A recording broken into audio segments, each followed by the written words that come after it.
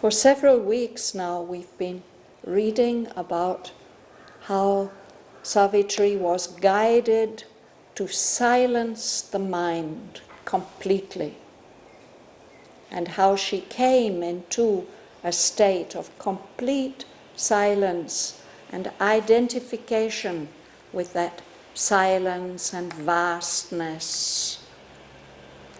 She's aware of some high, surpassing reality from which flashes of truth come down,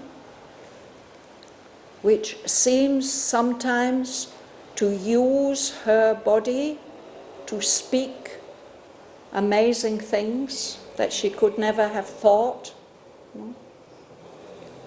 And she's aware that the power of universal nature is just keeping her body going, doing the usual things that it has always done. But she herself is not directing any of that. There's no mind thinking, there's no will deciding. She's just observing. Observing not with the mind, but with a pure perception. That's the only capacity or function that's left of her individual being. And she has the feeling that at any time, at any moment, this whole individual being could be completely dissolved. But it isn't dissolved, it's kept, it's maintained. And then, last week at the top of page 554, we were told that this unmoving, wide, spiritual space in which her awareness remains tranquil and bare, something comes in, a thought which gets expressed as a voice. And this thought is not like any ordinary thought. It's not speaking to the mind, it's not speaking to the heart, it's coming directly to communicate with that center of pure perception which she has become.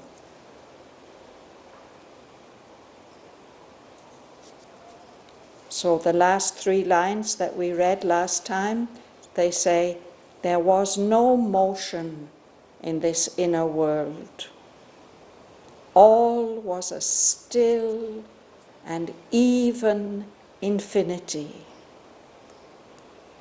In her, the unseen, the unknown waited his hour.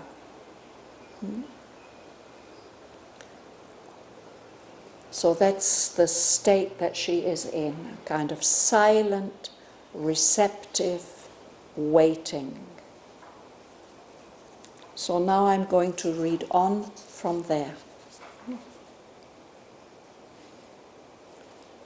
But now she sat by sleeping Shraddhavan, awake within, and the enormous night surrounded her with the unknowables vast. A voice began to speak from her own heart that was not hers, yet mastered thought and sense.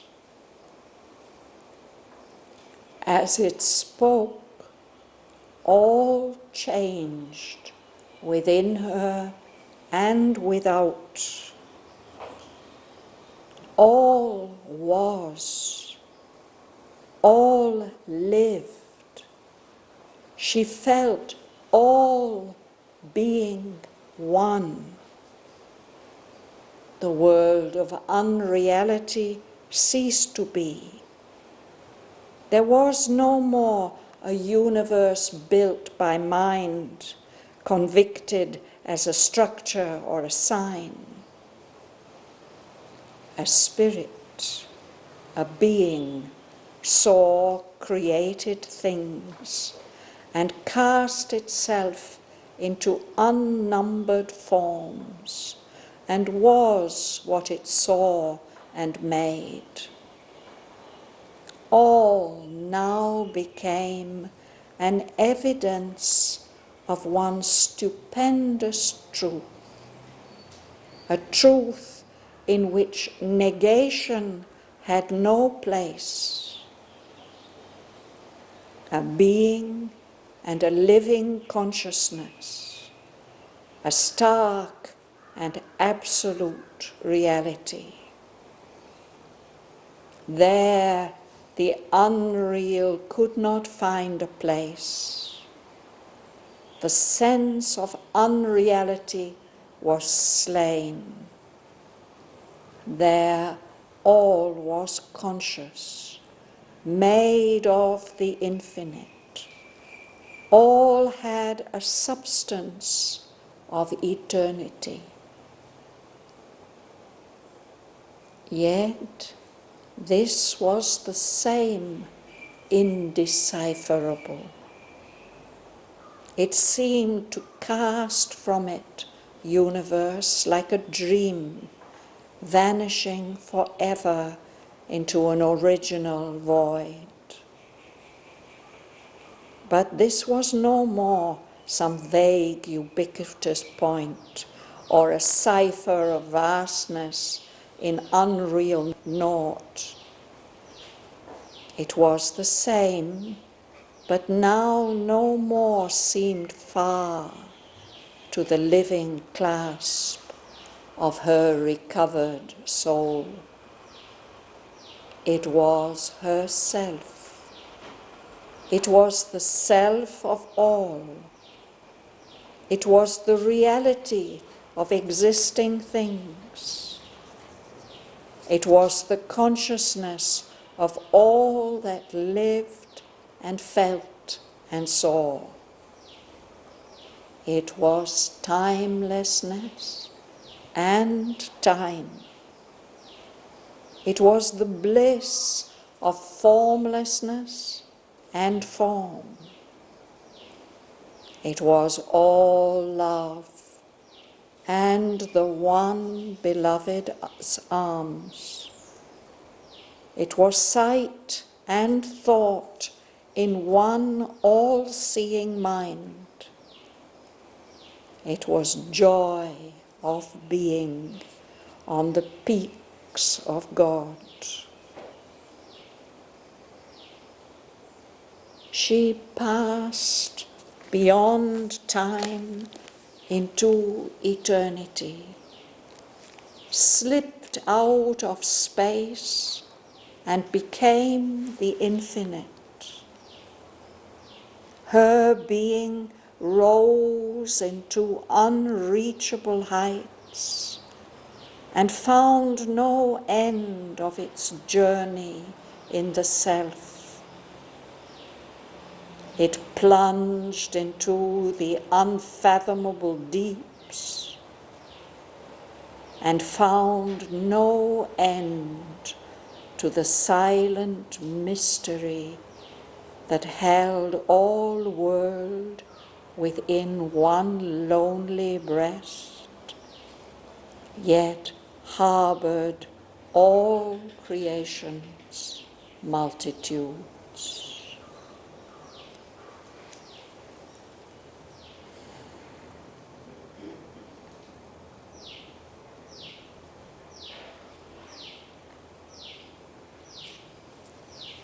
We'll start on this side.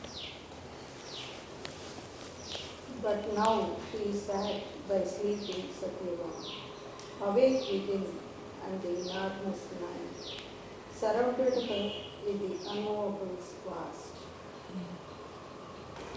So she sat by sleeping Satyavan, but she is awake within herself, and she feels all around her the enormous night surrounding her with this vastness of the unknowable reality. That is what she has become aware of now. Suresh. The voice began to speak from her own heart. That was not as that master thought and sense. Yes. So she hears this voice speaking from her heart. She doesn't recognize this voice as her own voice, but this voice seems to be controlling thought and sense. The sense impression, the thoughts. And Sri Aurobindo doesn't tell us what this voice said, but he tells us the effect that it has on Savitri. Chandra, you will read? As it spoke, all changed within her and without. All was, all lived, she felt, all being on. The wood of unreality cursed to Ceased. to be. There was no more a universe built by mind, contracted as a Structure. structure or a sign. A spirit, a being, saw created things, Created things. and cast itself into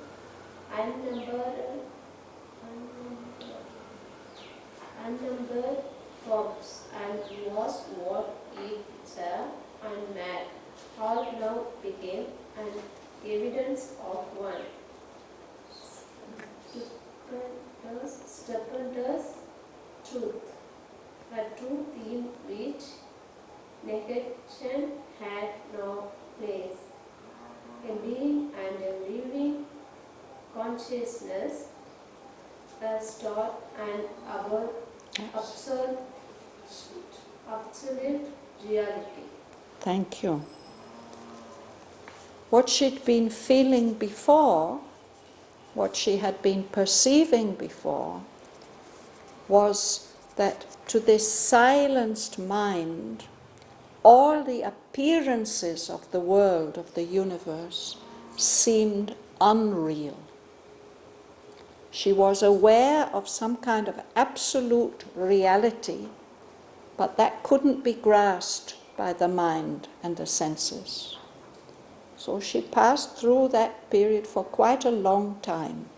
This is also Sri Aurobindo's own experience, that for several months he lived with that sense of the unreality of everything. The body just went on working. When he had to make speeches, the speeches came, but inside himself he was absolutely silent, without will, without intention. Just whatever needed to be done was done. And there was this sense that there is a reality, but that reality is unknowable.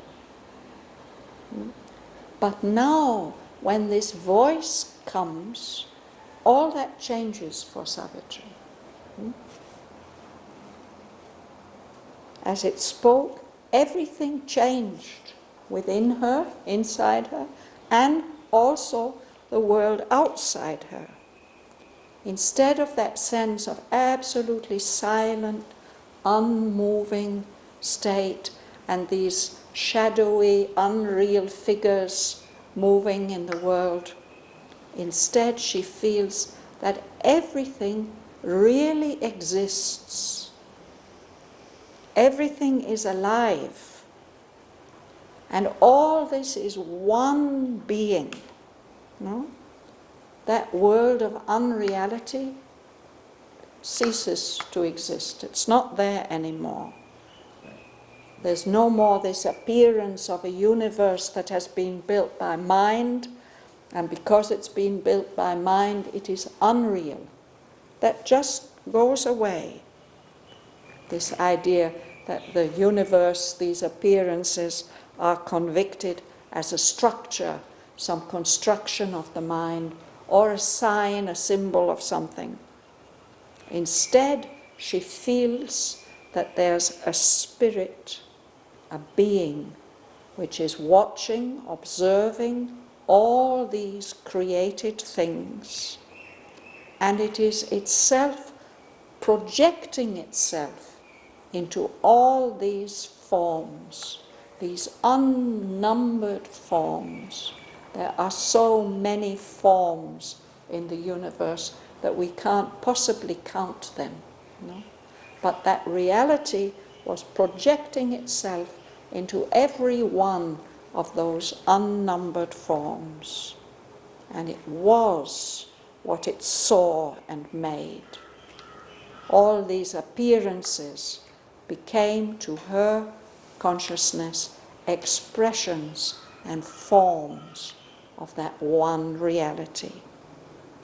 Everything that one could possibly perceive now became an evidence, a sign, a proof of one stupendous truth. Something that's stupendous, it's so big and powerful that one can hardly grasp it. No? A truth, this truth which she now perceives, is there has no place for negation, for something that says no, that doesn't exist, that's not real.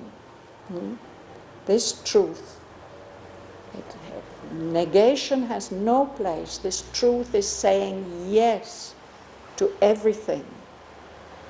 It is a being and a living consciousness, and at the same time it's an absolutely stark, absolute reality. It is. There's no unreality anywhere in it. Everything is real. Everything exists, everything is living, and that one consciousness is pervading everything. This unreality is not illusion, same meaning of illusion, Maya? Yes, it's the sense of, and that is what Aurobindo has explained.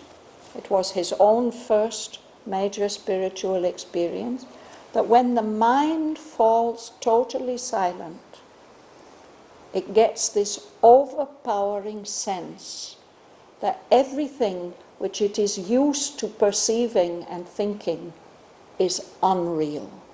It perceives that there's a reality which is beyond the mind, which can't be grasped by the mind. He called that his nirvana experience, or the experience of the silent Brahman. And sometimes he calls it the experience of the unknowable. But then he's explained somewhere else that when we say that it is unknowable, we mean that it's unknowable to the mind. The mind cannot grasp it. But there is some spiritual reality in us which can know it, can even identify with it. No? So that is what is happening now to Savitri. And this was Aurobindo's experience, what he experienced while he was in Alipur jail. It came to him sometime after he was imprisoned. He was imprisoned for a whole year, and when he was released in May 1909, this was the thing that he spoke about. He said, this is the essence of Hinduism. This is the essence of the Indian tradition, that everything is real because it is inhabited by that one reality. And the feeling of unknowableness and maya and unreality, that is an experience of the mind when it's going beyond itself. For some time it may have that experience, but then it becomes aware of this indwelling reality that casts itself into these unnumbered forms and was what it saw. The one supreme consciousness is observing everything in the universe, and it is identified with it. It is what it saw and made. It inhabits all this. So in that truth, negation had no place.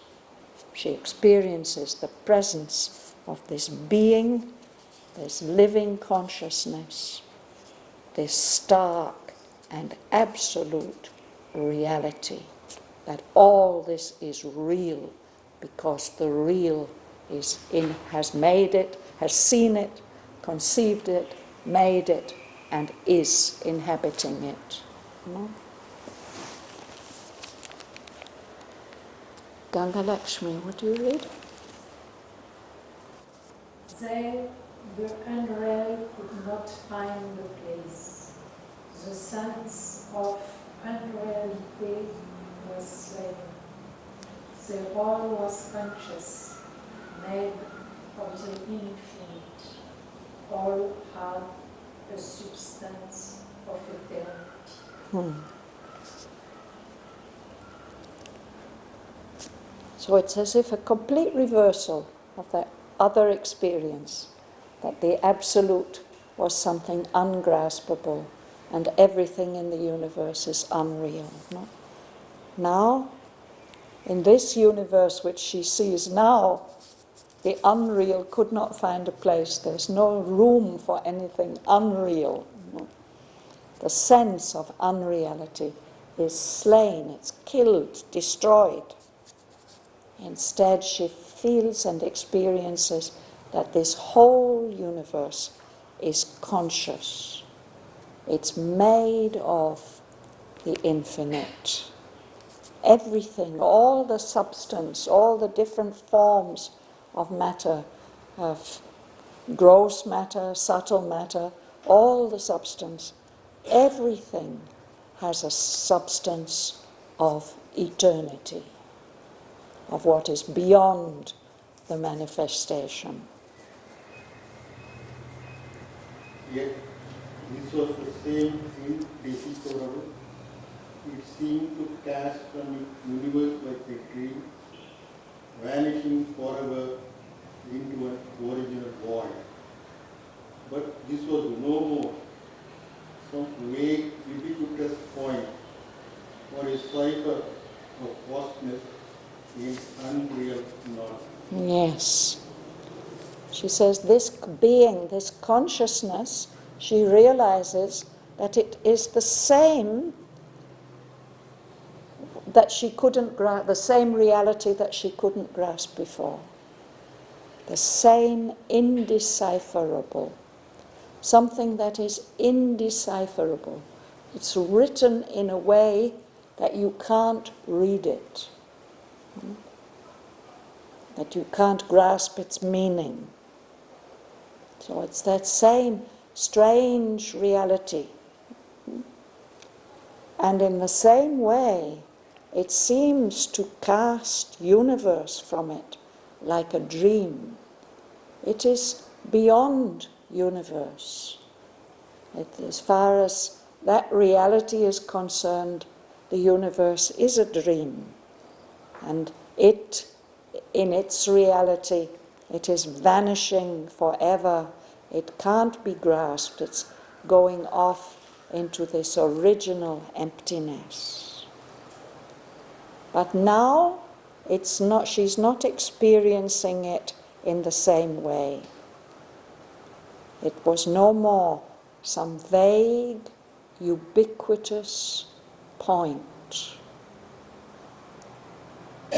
a point, just a single dimensionless spot in the vastness.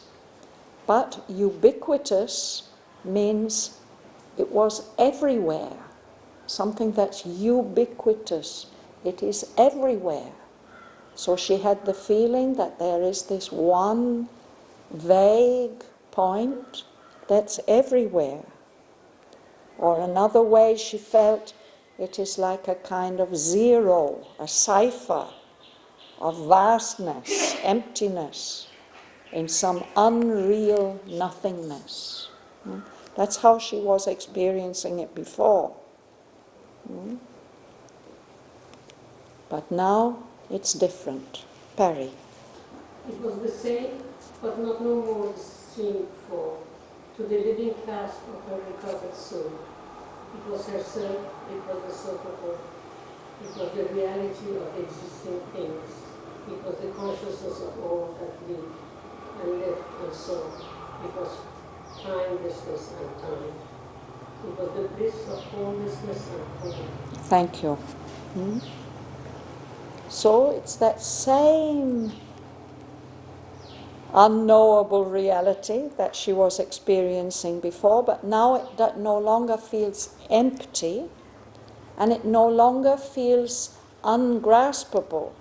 On the contrary, now it feels as if her soul has come back, her own living conscious soul, and that she can embrace that reality.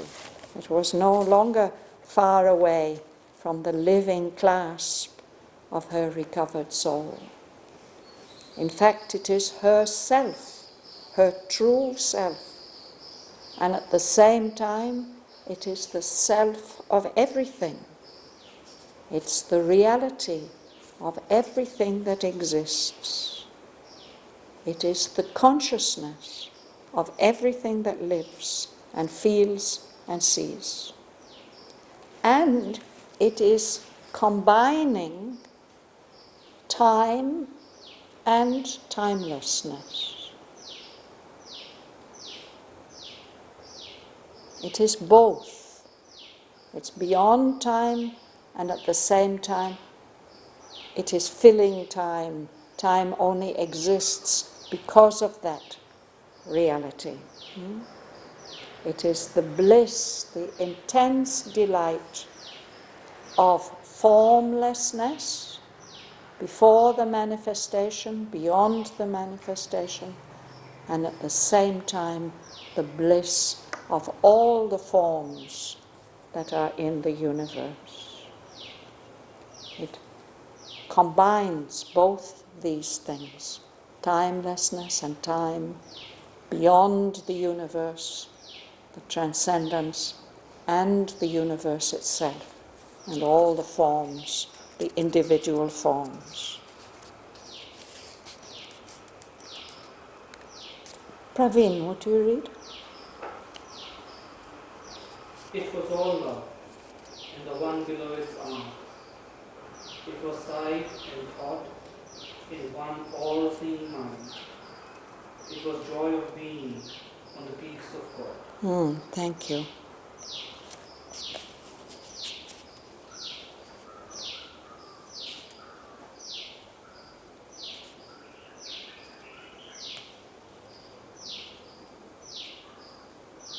So all these things that we think of as the ultimate, that we long for, all love, and the sense of one beloved embracing us all.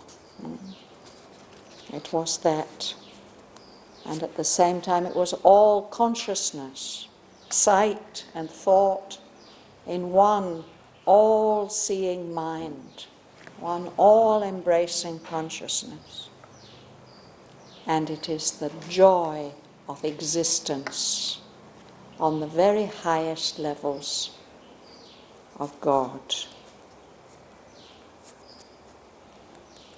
So Savitri sees all this, and this leads her to a new experience of herself. Gentleman at the back. Yeah. She passed beyond time into eternity, slipped out of space and became the huge night. The wheel rose into unreachable heights and found no end of its journey in the self. It plunged into the unfathomable deeps and found no end to the silent mystery that held all world within one lonely place. Yet, number all creation's attitudes. Yes. So this is what happens to Savitri. She slips beyond time into that transcendent state, into eternity. She slips out of space and is identified with the infinite. It's as if her being rises up into unreachable heights,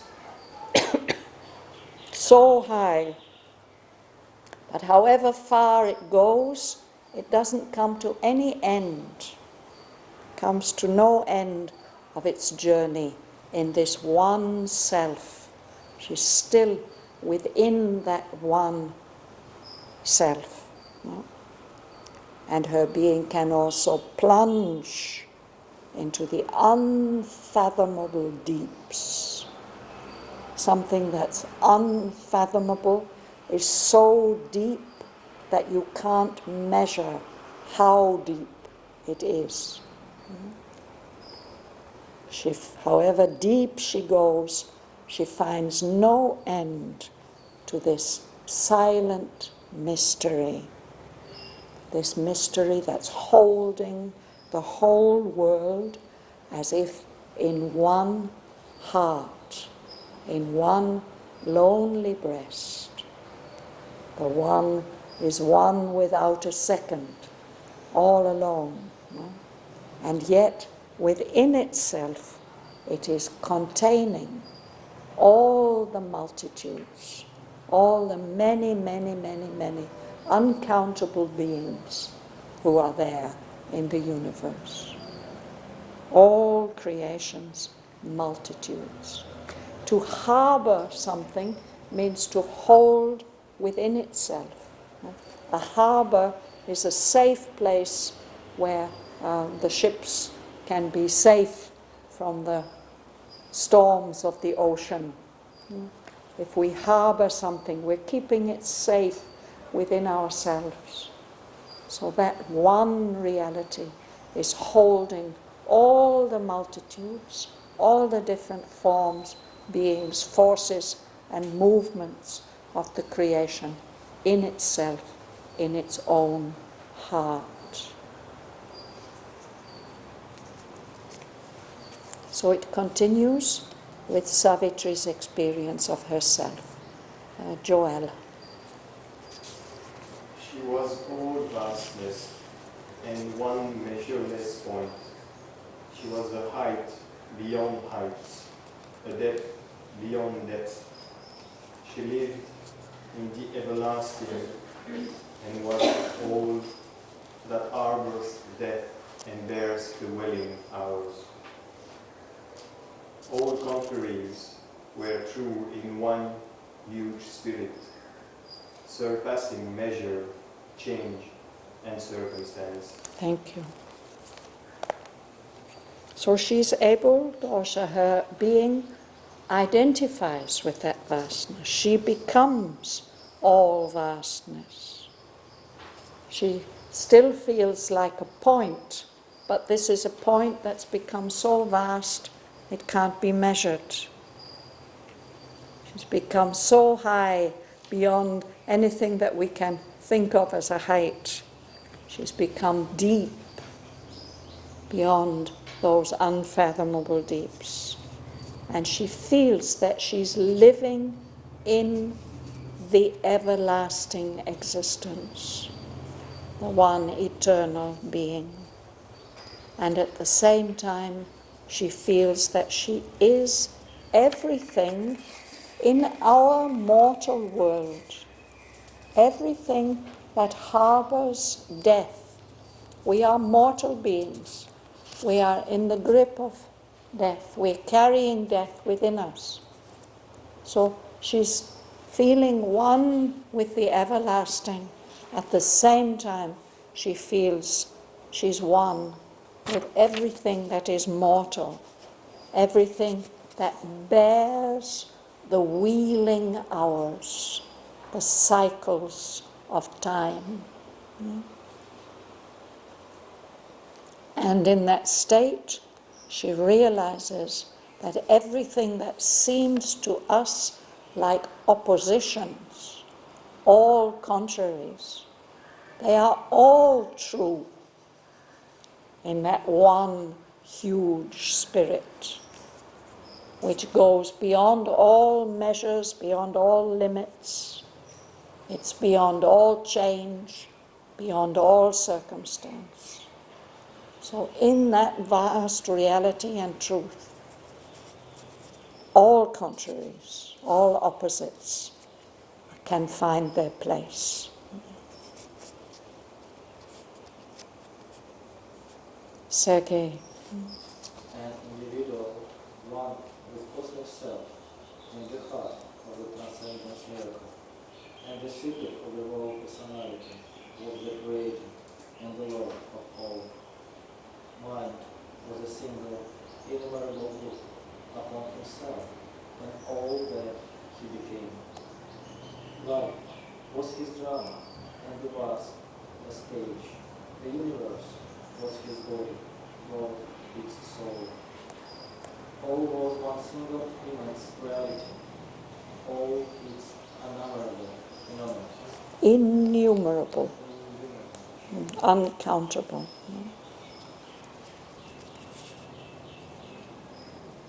So what she realizes, that the supreme reality is an individual who is united with the self, the soul of the universe. And that is contained in the heart of the transcendent. It's a kind of miracle. That is the secret, that one individual. That is the cosmic spirit. It is the creator and the Lord of all. And mind is the mind of that cosmic spirit.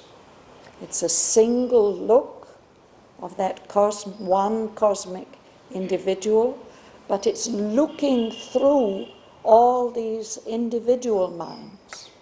It's innumerable. It's seeing from all these uncountable number of individual standpoints. And what he's looking at is himself and everything that he becomes, all the different forms and shapes and personalities he takes on in time. So all the activity of life, it's his drama. He's the author and the actor, and it's all played out in his bodies. And this vastness is the stage for his drama. The universe, the physical universe, was his body, the body of that cosmic spirit. And God is the soul of that physical universe. So everything that can possibly be perceived, it's all one single immense reality.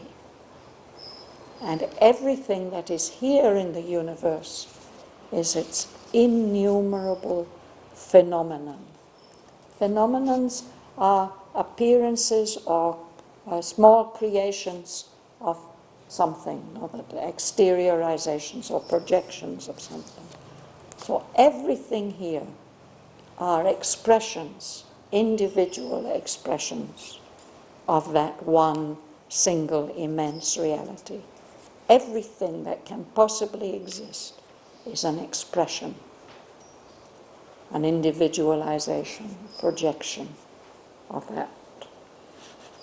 So they are innumerable, they can't be counted. What a tremendous, overwhelming experience. Aurobindo will elaborate it a bit more in the next paragraph, but perhaps we'll stop here for today. But what is important is that this realization, this powerful experience, is the culmination, the high point, the result of Savitri's yoga. This is the coming to the end of Savitri's yoga. In the next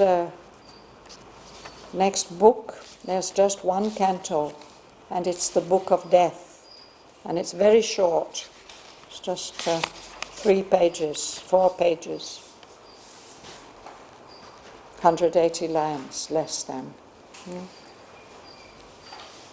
It's the part of the whole poem that Sri Aurobindo revised less than all the rest, but he did add 18 very, very important lines in which he describes death, this power of death that Savitri is going to have to face in the next books.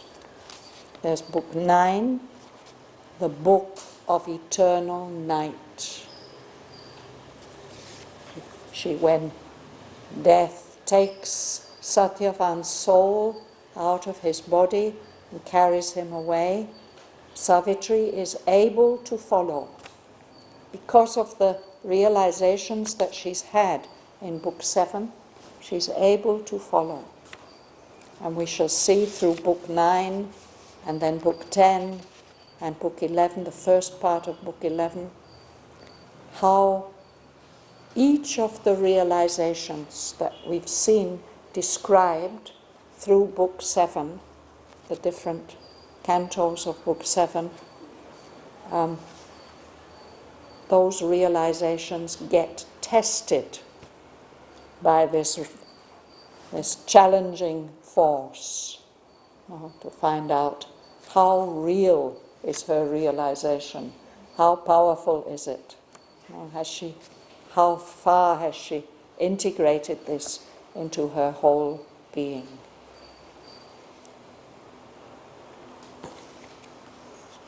So the culminating realization is this realization of the cosmic spirit and the cosmic consciousness.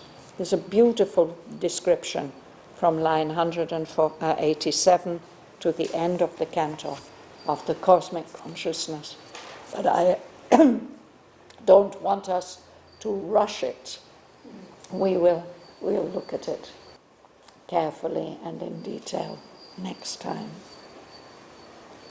So now we can go back to page 554 at the break and read these lines. Shraddhavan, just yes, any questions anybody's got? Yes, come. You tell,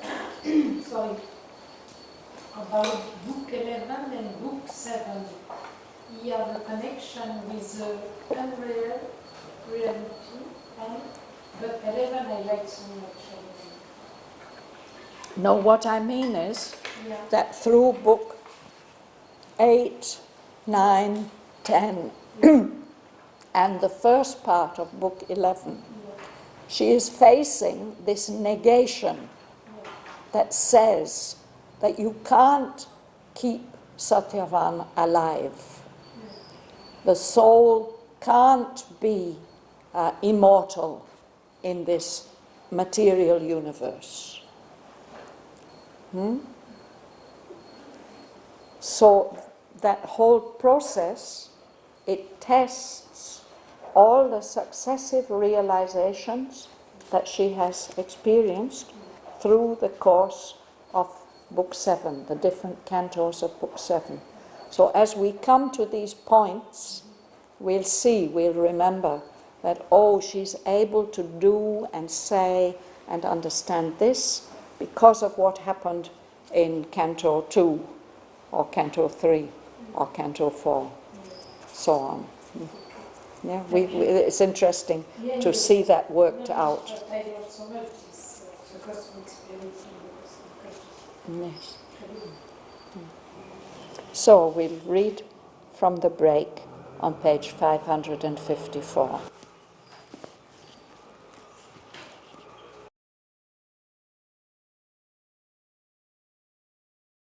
But now she sat by sleeping Satyavan, awake within, and the enormous night surrounded her with the unknowables vast. A voice began to speak from her own heart that was not hers, yet mastered thought and sense. As it spoke, all changed within her and without. All was, all lived. She felt all being one. The world of unreality ceased to be. There was no more a universe built by mind, convicted as a structure or a sign. A spirit, a being, saw created things and cast itself into unnumbered forms, and was what it saw and made. All now became an evidence of one stupendous truth, a truth in which negation had no place. A being and a living consciousness, a stark and absolute reality. There the unreal could not find a place. The sense of unreality was slain. There all was conscious, made of the infinite. All had a substance of eternity. Yet this was the same indecipherable. It seemed to cast from it universe like a dream, vanishing forever into an original void. But this was no more some vague, ubiquitous point, or a cipher of vastness in unreal naught. It was the same, but now no more seemed far to the living clasp of her recovered soul. It was herself. It was the self of all. It was the reality of existing things. It was the consciousness of all that lived and felt and saw. It was timelessness and time. It was the bliss of formlessness and form. It was all love and the one beloved's arms. It was sight and thought in one all-seeing mind.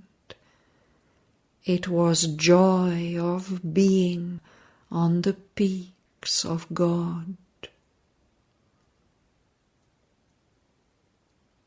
She passed beyond time into eternity, slipped out of space and became the infinite. Her being rose into unreachable heights and found no end of its journey in the self. It plunged into the unfathomable deeps and found no end to the silent mystery that held all world within one lonely breast, yet harbored all creation's multitudes.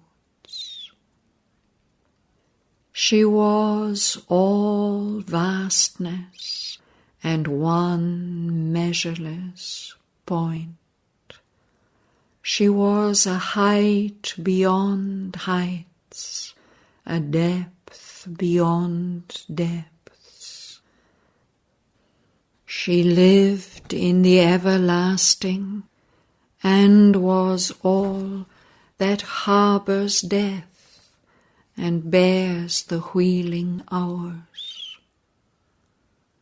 All contraries were true in one huge spirit, surpassing measure, change, and circumstance. An individual, one with cosmic self, in the heart of the transcendence miracle and the secret of world personality, was the Creator and the Lord of all. Mind was a single, innumerable look upon himself and all that he became. Life was his drama, and the vast a stage. The universe was his body, God its soul. All was one single, immense reality, all its innumerable phenomenon.